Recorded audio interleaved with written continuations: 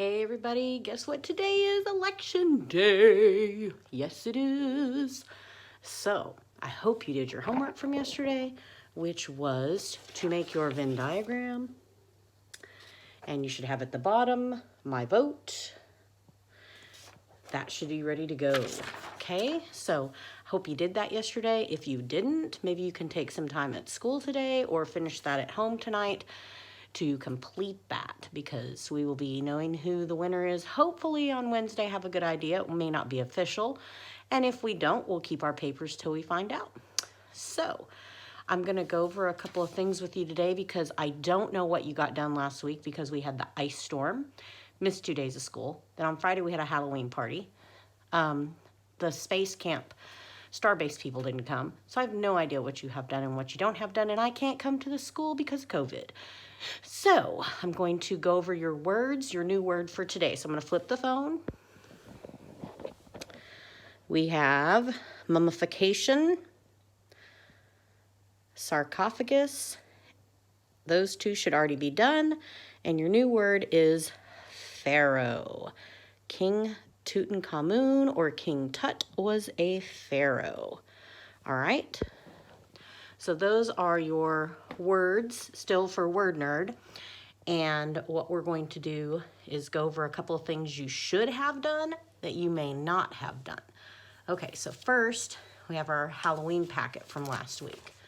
Okay, so let me flip this so you can see all the things you should have done.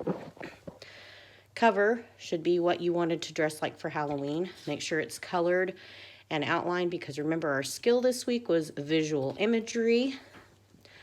Then we read the big pumpkin, did the rhyming words, and then we had to draw a monster that we thought that could pull the pumpkin off the vine. Okay. Then you did your Day of the Dead research pages on the computer, which you had to color your sugar skull, which is something that goes with the Day of the Dead. Make sure that you did that. Yours can be whatever color. If you're not done with that, that's something you can get done. Then our next two pages were the Halloweener. You had to dress your Halloweener up for Halloween. Harry Potter here. And then you had to come up with a new dance move, cut out your skeleton, put them in the move, and give them a name for the dance move. So that was all of the Halloween packet. When you get this done, please hand this to your substitute and she can put them in a nice neat pile on top of my desk. So that's something that needs to be on my desk when you are completely finished with that. And yes, everything has to be outlined and colored because, like I said, this is visual imagery. Then we're using this book right here, Mummies and Pyramids, and you should be done with chapters 5 and 6. This is something you're supposed to have done last week. It has a front and a back, just making sure that we've done that. You should also have chapter 4 done. Then you should be working on your mural that goes into the tomb of the ancient Egyptians. And this is your coloring contest for Egypt. And there's just a little example. I colored a little bit so you can kind of see how I started it.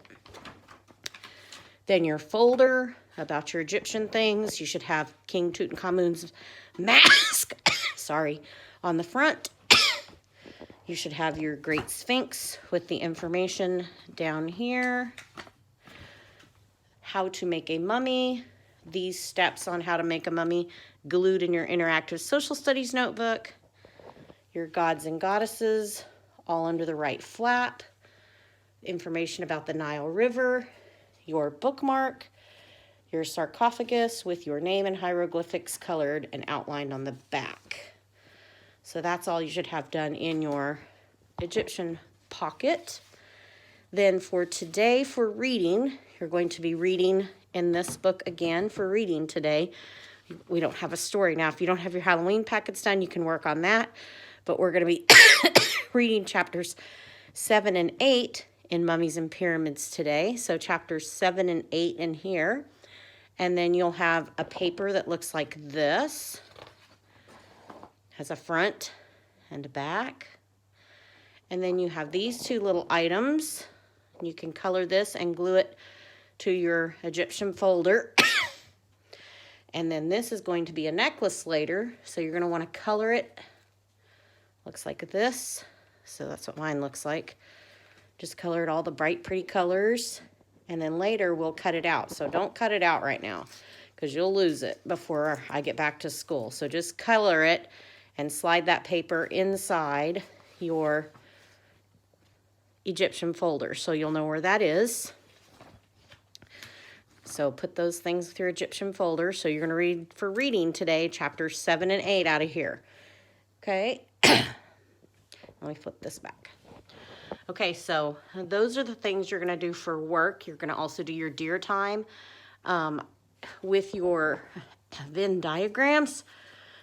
I'm going to let the substitute, she's going to come up to the board and we'll put a tally up there for how many Trump votes and how many Biden votes. And then we'll see if you don't want to share what you voted, that's fine too. You don't have to, but if you don't care and you want your tally up there, she can tally those up. And then we will see how that pans out throughout the week. Now, make sure that the next two people in alphabetical order will be the next two helpers. And then Gentry and Caleb can still help with anything, whoever the sub is, because they're the president and the vice president. Caleb, make sure you're doing the lunch count every day with the little papers. Gentry, if we have to do the sticks later this week, you'll be in charge of that. Same in Miss Mays's room for reading with Noah and Hudson. We'll be letting them do stuff if we need that to happen. Okay, so I'm going to tell you the answer to your Factor Crud from Monday. And it was about a president, and it was while running for the presidency in 1912, Teddy Roosevelt was shot in the chest at close range by a would-be assassin. But thanks to Teddy's eyeglass case and a thick roll of speech notes in his vest pocket, he received only a flesh wound. So he had to decide, did his glasses case and just some rolled up paper that he had notes on for his speech as a president, did that actually protect him? And that is a fact. So yes, he was guarded and protected by being assassinated by his glasses case in his vest pocket and some wadded up paper that he had notes for a presidential speech on. So that's pretty interesting, or I think it is. Okay, so once again, you're going to be reading Mummies and Pyramids, chapters 7 and 8 for reading today. And then substitute teacher, whoever you are, in the afternoon when they have some social studies time, everybody needs to get caught up on everything. And if they are caught up, then they can continue to read their AR book. And if they're really good and the weather's really nice, you are welcome to take them outside for a while for an afternoon recess, because if they get all their work done. Okay?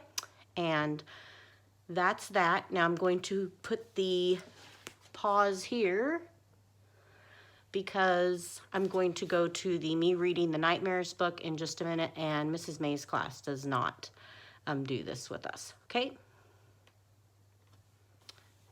All right, so now I'm going to put you down right here, and I'm going to read you a chapter in our book.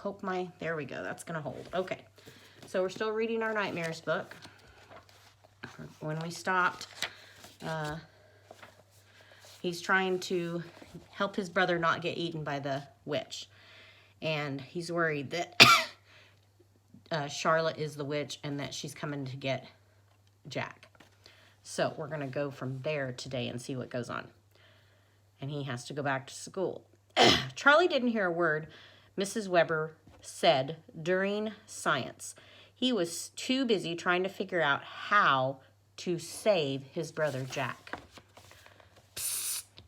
Charlie looked over at his lab partner. Paige had a piece of paper. "What's wrong with you?" she said. Charlie grabbed the paper just as he started to write out his answer. The sheet was ripped from under his pen. "No passing notes," Mrs. Weber said. "Charles Laird, see me after class." And so it went for the next couple of days. Every time Charlie tried to tell his friends what was going on, someone or something kept lurking nearby. Coach Kim stood beside Charlie throughout all of PE. Principal Stern sat right behind their table at lunch. It wasn't until 2 o'clock that Charlie managed to grab Paige and get her to come talk with him. When the last bell rings, get the others and meet me outside. Why? Paige asked. Are you in some kind of trouble? The principal was making his way toward the two of them. There's no time to explain, Charlie said. Throughout his last class, Charlie felt sick to his stomach. He couldn't do anything but stare at the minute hand on the other clock. The moments started to tick by. Then the school bell finally rang. He would be outside and have to go meet his friends. 2 minutes later, Paige, Alfie, and Rocco burst through the front door of the school and formed a circle around Charlie. Is it your stepmom? Hey, guys, Charlie waved to the group. The stepmonster looked more normal than Charlie had ever seen her. She wasn't wearing anything black. Just a white, button-down shirt and a pair of jeans. There were no weird things around her neck, and her crazy red hair had been pulled back to a perfectly normal ponytail. She almost looked like a normal person. Charlie heard Rocco let out a low whistle. That's right. Come to Papa, Big Red. Oh my gosh, you are so sick. Rocco had always thought Charlie's mom was very pretty. Out of the corner of his eye, he saw Jack rush out of the school. His brother ran past him and his friends and ran straight into Charlotte's arms. Jack doesn't seem to think that your mom's revolting, Rocco said. Lucky kid. That's why he needs our help. And she's not my mom. She's the step monster. Sorry, I've got the coughing still. Let's go, Charlotte, said Jack. Jack said when he saw all of them coming. Then he took his stepmonster's hand and tried to tug her toward the sidewalk. Come on, don't be like that, the stepmonster said. Hey, Charlie, I'm taking Jack for some ice cream. You and your friends want to come? It's just me, and everyone's invited. The more the merrier. Don't tempt me, Mrs. Laird. Don't tempt me with ice cream, said Alfie as he patted his belly. I'm trying to get into shape. I'm almost ready for fencing season. The darkness seemed to get its way into Charlie's head, which he tried to protest. The sound grew so loud that it almost drowned everything out. We don't have time for ice cream, he told his friends. We've got to go to that thing, remember? What thing? Paige asked. Charlie shot her a warning glance. Sorry, Miss Laird. We got a thing to go to, said Rocco. Sure, whatever you like, Charlotte responded. Come on, guys. You too, Jack. No, Jack said, pulling away. I'm supposed to go with Charlotte, Dad said. The sky rumbled a little bit. That's okay, Jack, Charlotte assured him. I won't be upset if you want to go with your brother. I totally understand. No, Jack insisted, looking frightened. I don't want to go with them. I want to go with you. Charlie turned on Charlotte. She raised an eyebrow as if wanting him not to push it further. Well, that settles it then, the step monster announced. Jack and I will go to the ice cream shop and we will bring a carton home for you. Charlie, what flavor do you like? I don't like ice cream from witches, Charlie snarled. Jack's eyes nearly popped out of his head. I heard that, he yelled. I'm going to tell Dad right now and tell him what you said to your stepmom. Oh, no, you aren't, Charlotte said with one of her irritating cackles. We're not going to call anyone. We're getting ice cream, remember? See you later, kids. Jack, Charlie shouted. Don't go. We're supposed to stick together. Stop, Charlie, Paige hounded him and tried to hush him. You're in trouble already. Bouncing against Charlotte's back, Jack was laughing too hard to respond. Charlotte knew that she and Jack were heading to the car now. Charlie saw Charlotte turn right at the sidewalk. Then Alfie stepped in front of Charlie and blocked his view. What in the heck was all that about? Why are you being so mean to your stepmonster? Alfie asked. I mean stepmother. Charlie just shook his head in a reply. He couldn't figure out where to begin. Okay, grab your books, guys, Paige ordered. We're heading into the bunker. That's not enough time, Charlie insisted. Oh, we're going to go to the bunker, Rocco said. You have got to tell us what is going on, Charlie. How else are we going to help you? There is something seriously wrong, dude, and we've got to figure out how we can help you. Okay, so tomorrow maybe we'll get to find out what the other kids are going to think about Charlie feeling like his stepmother is an actual witch. So we will find that out tomorrow. Be good today. And if y'all need anything or if the sub needs anything, you guys make sure and help her as much as possible because this is hard for everybody, okay? And I love you. Happy election day. And I will see you soon, hopefully. Love you. And remember, kindness is a language everyone can hear. Bye.